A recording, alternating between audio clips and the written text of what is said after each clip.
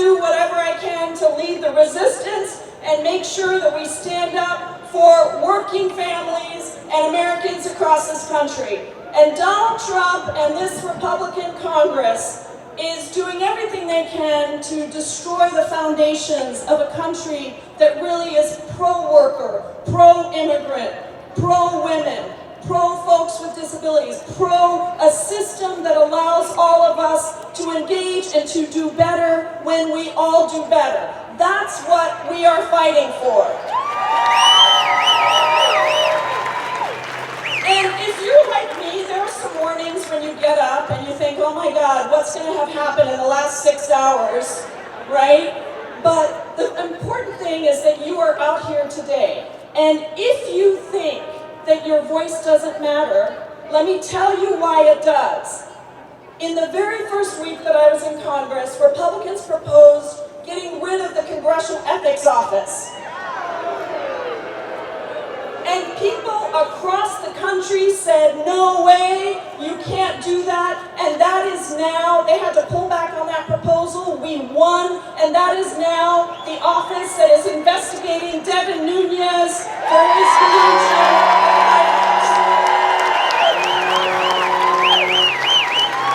And how about the fact that we do not have Andrew Puster as Secretary of Labor? And how about this? Steve Bannon is no longer at the NSC. And probably the biggest victory was when we, Americans across this country, said, hell no, you're not going to take our health care away, and we defeated Trump here. And here's the thing about Trump care. There's no way you can call that a health care bill.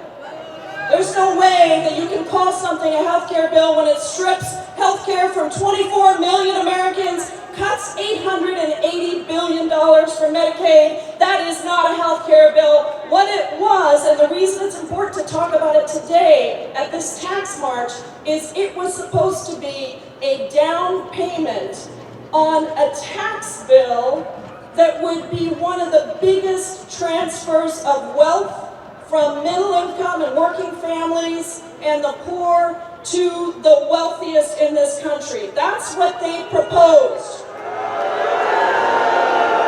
And they started out proposing $660 billion of tax exemptions and tax cuts for the wealthiest, and then they went away and they came back with $1 trillion of tax cuts for the wealthiest in our country. That is a tax bill, and we stood up across the country and we said, no way, town halls, telephone calls, marches in the streets, and we defeated that bill.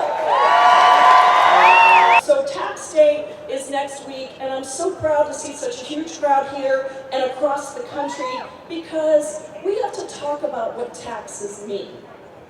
Taxes are what allow us to invest in our common good. They are what allow us to have schools and roads and all of the things that matter to a society to really have a democracy. But our tax system has to be fair. People have to pay their fair share. You can't have the lowest income people paying the most. So we need to make sure that we are fixing that unfair tax system, both here in the state and nationally.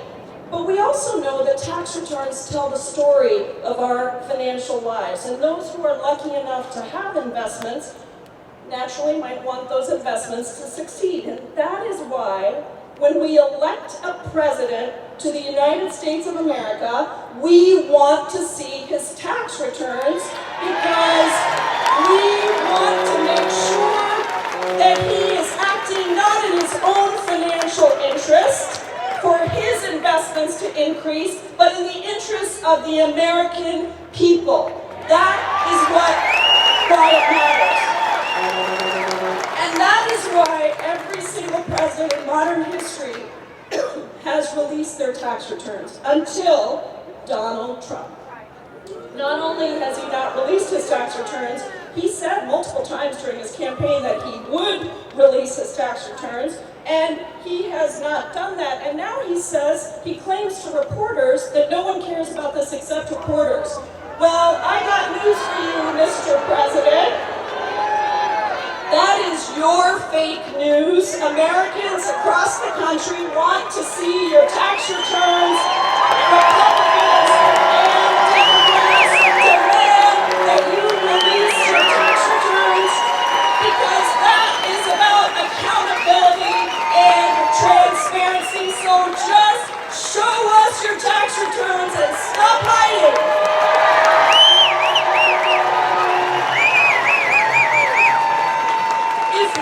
Your tax returns, then we know exactly what you have or haven't paid. If we can see your tax returns, then we know when you propose a tax plan that benefits the wealthiest, whether you are going to be the biggest beneficiary of that tax plan. And if we can see your tax returns, then we know what financial investments you have that will cloud your policy judgment. What ties do you have to Russia, Mr. President? Who is investing in your hotels and golf clubs around the world, Mr. President? And will American foreign policy be determined by whether you and your family make money or whether it's good for the American people and their lives? So we know what tax reform should look like, and that's why, along with other Congress members, I'm calling for a financial transactions tax, a small tax on speculation on Wall Street. And Bernie Sanders and I, when we introduced our College for All bill last week, which I hope you get on board with and you help us fight for, we want to pay to invest in our kids' education so that they can get a better job. We want to pay for that through that financial transactions tax. That seems only right to us.